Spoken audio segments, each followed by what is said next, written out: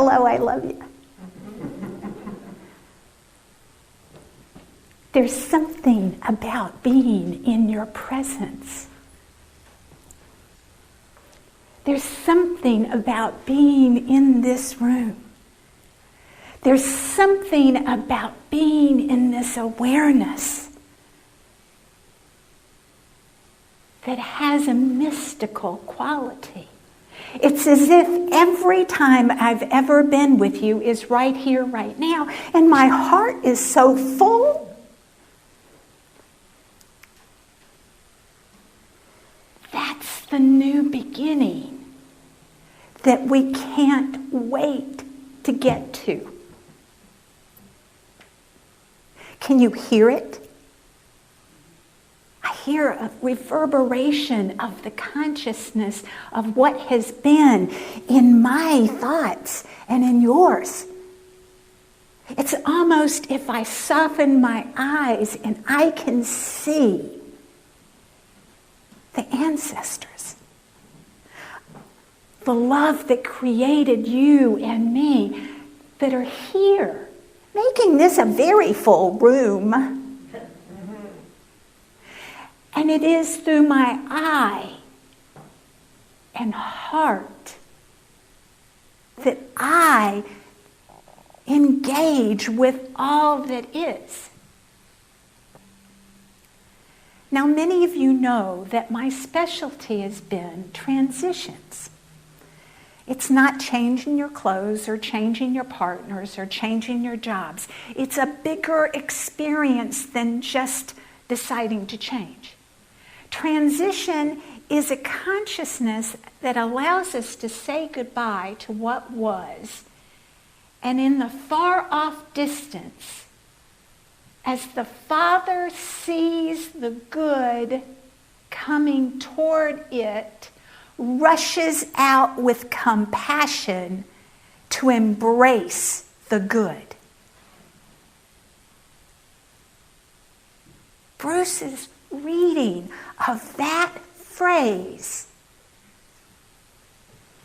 moved him. Why?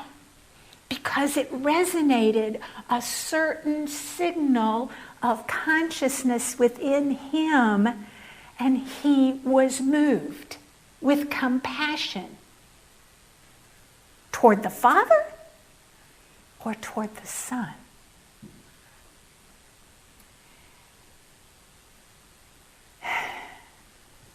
"2020 has been a new experience that in our lifetimes we hadn't had. But we had, as a culture, had it 100 years prior, and probably 100 years before that, and several before that. Let me tell you, they've been going around with this stuff for decades, eons. You know, it's the reason why the ancestors left the Pueblos of Colorado. Is because there was a disease that came, and they found that they had to leave their gathering places and go gather in different ways. And then the weather shifted and life was different, and they never went back to those places again, except under certain circumstances when the moon was right and the consciousness of love was good. In this consciousness of remembering what has been, the key to successfully shifting is to have a vision far off that draws you to your good that you seek. Our way shower, our teacher, our Lord of consciousness, Yeshua, used this story in the Gospel of Luke to talk about a lost coin. That when you lose a coin that's valuable, you would stop everything and search until you found it.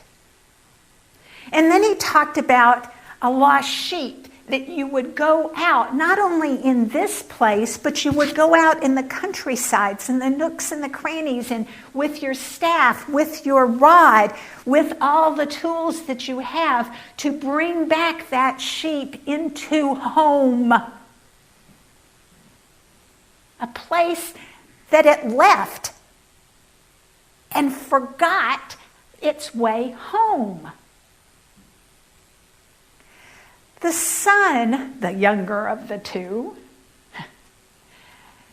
would not inherit in their culture all that the father had, so the younger son went out to make its own way.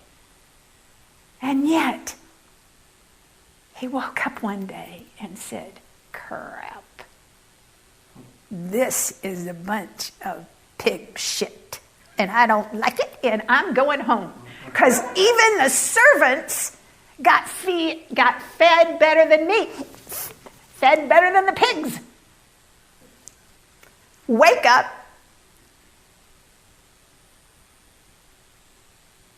And he went back and rehearsed all the way home.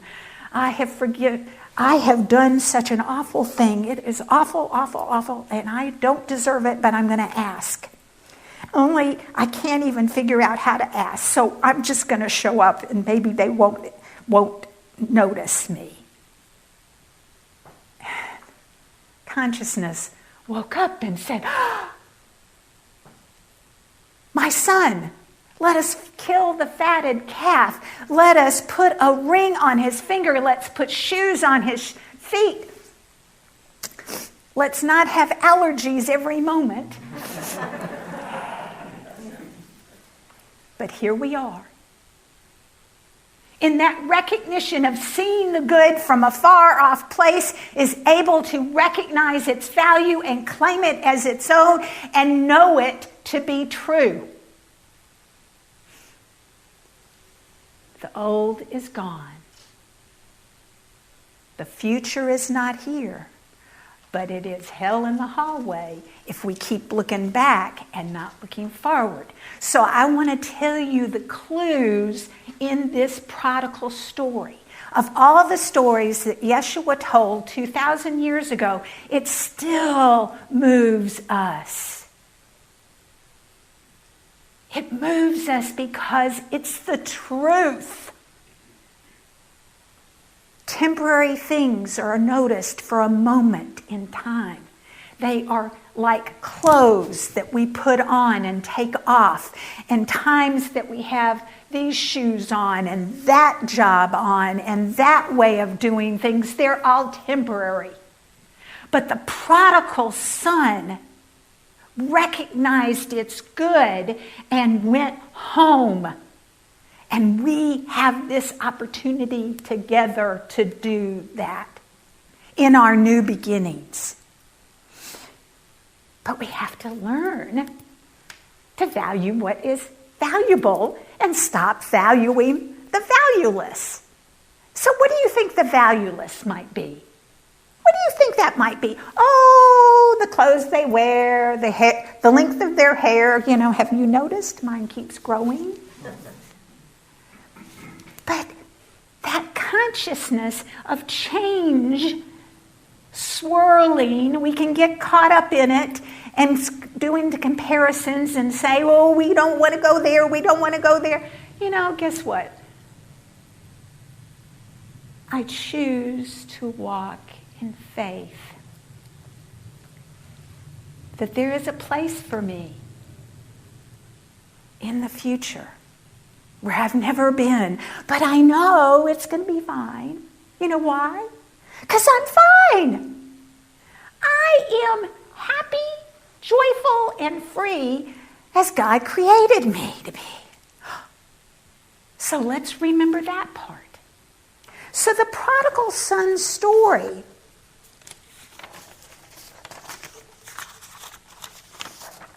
is filled with pieces of paper.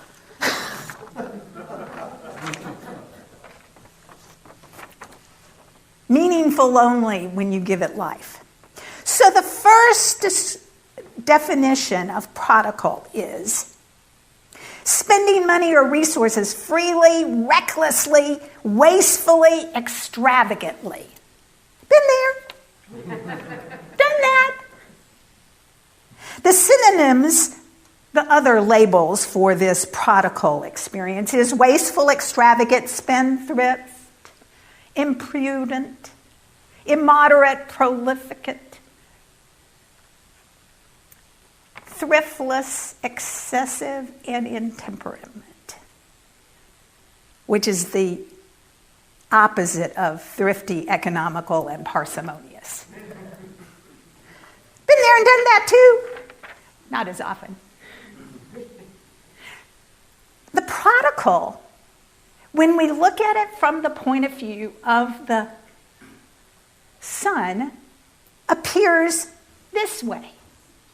Well, this great term that Jesus used to describe the experience, prodigal, also means having or giving something on a lavish scale.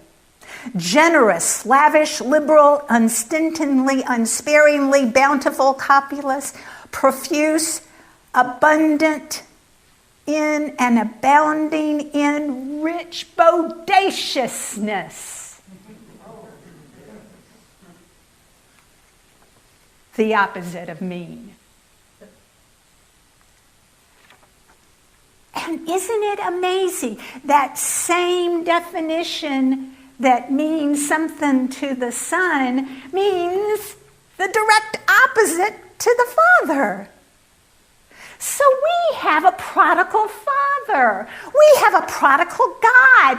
A God that is so wasteful in its love. It doesn't care what you did last night or yesterday or in this moment. It still is going to love you to pieces.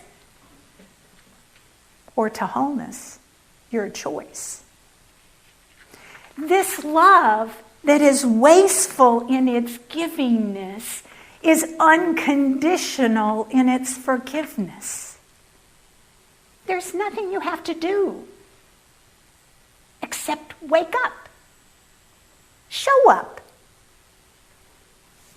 do over, undo. But that willingness comes out of a recognition that even the servants at my father's house are doing better than me.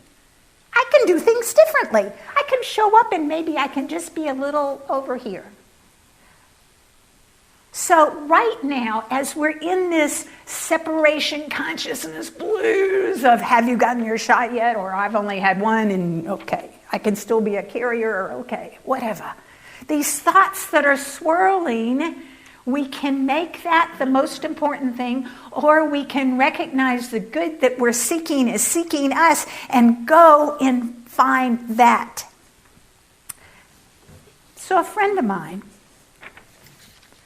came up with this idea of a formula. Can you turn it on for me? And then I can switch it? A formula. Confusing as it might be. A formula begins with an ask. Ask, and you shall receive. Knock, and the door will be open. Seek, and you will find. But because you've not asked, you've not received. Let's get to asking. Let's get to imagining what our good that we're wanting, desiring, can see in that far off land. What does that look like? Ask it. Ask and it shall be given. And then you've got to trust the process. I don't know. It's a far off land. It's a thought I've projected out into consciousness, and yet I have to trust that in this moment it will be here on its time when it's ready.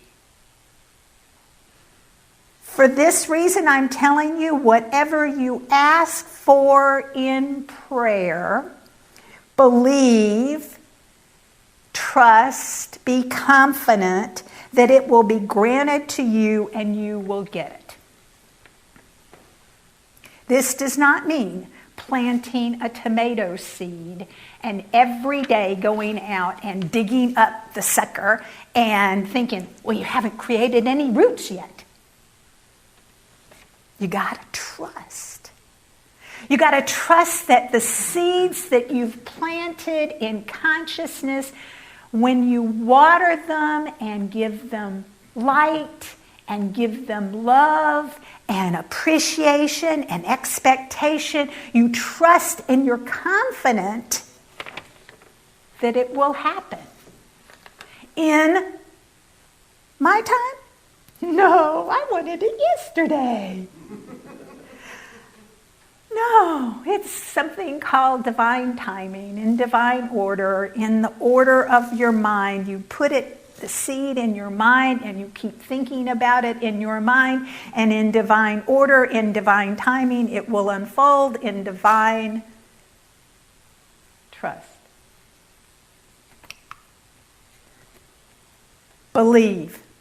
Third part, ask, trust, believe. For some reason, some of you fail to believe. Just trust, have faith.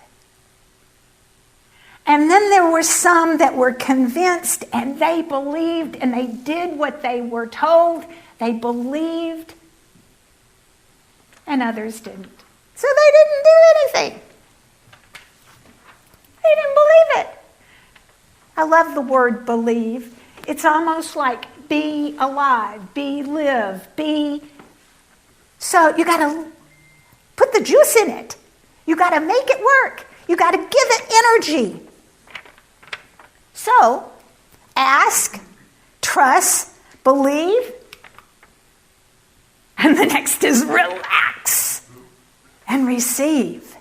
Because the work is in the believing and the trusting phase and the nurturing phase of the divine ideas that are unfolding in our consciousness that we can see a very far away.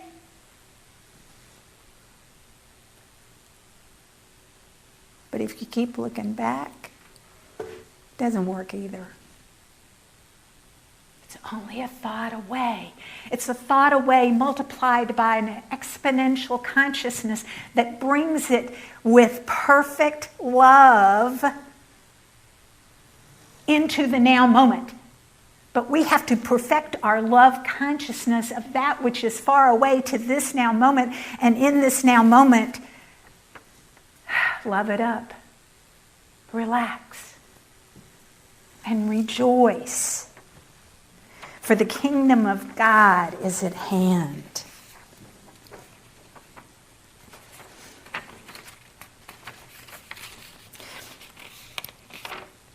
You know, I've been doing talks like this for almost 30 years now.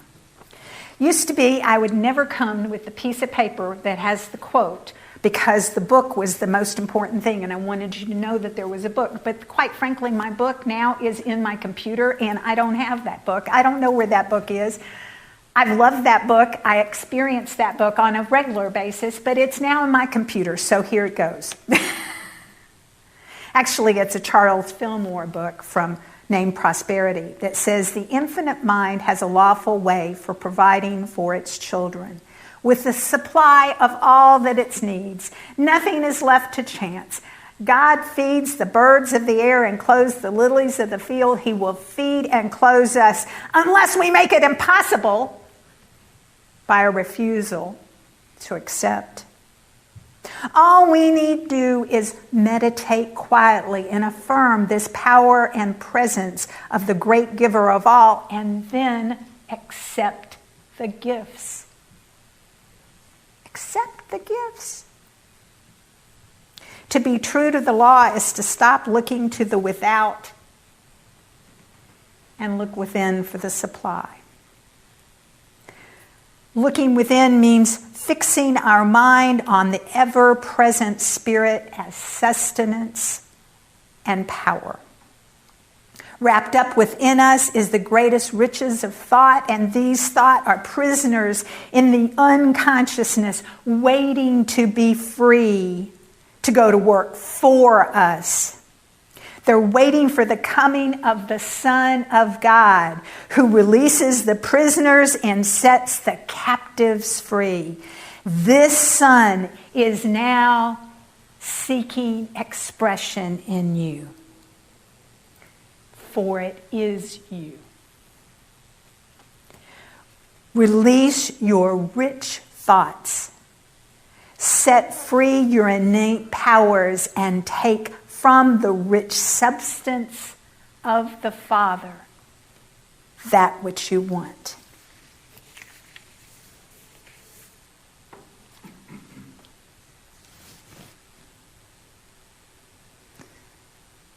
Do you want a blue Rubicon or a black one?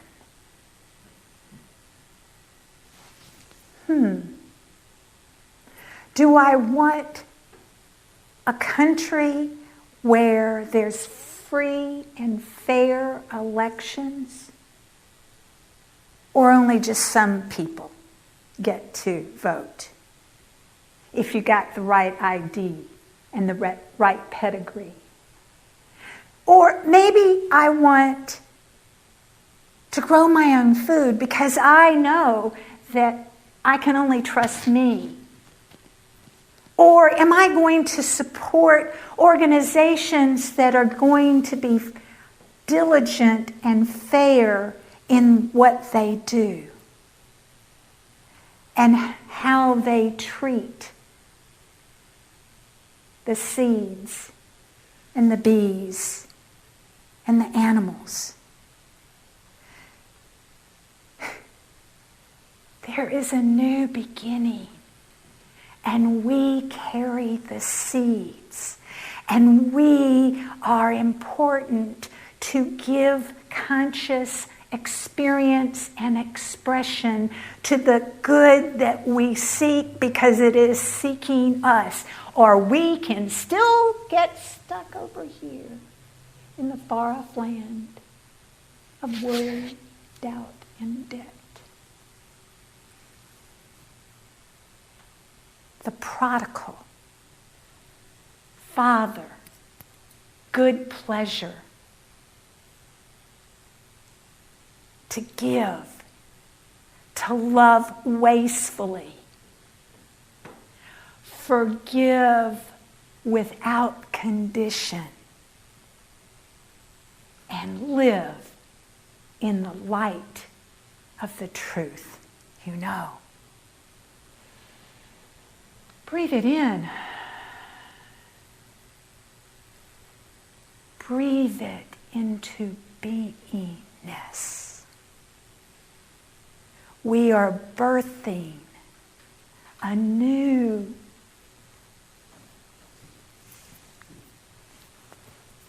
feel it. Feel how tender and lovable and joyful, how full and rich are we. We accommodate all. Our name is unity. And we are an experience of the expression of the divine that welcomes all. Physically, emotionally, telepathically, electronically, brings all to the celebration of community that expands the love and lives the joy. Time's up. Gotta go.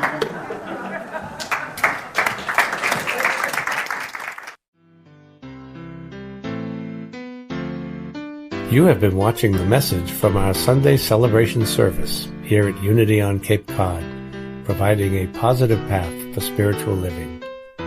Please join us every Sunday morning at 10 a.m.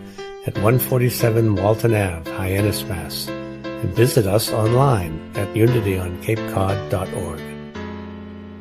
This video was made possible in part through a grant from Unity Worldwide Ministries and the Templeton Foundation.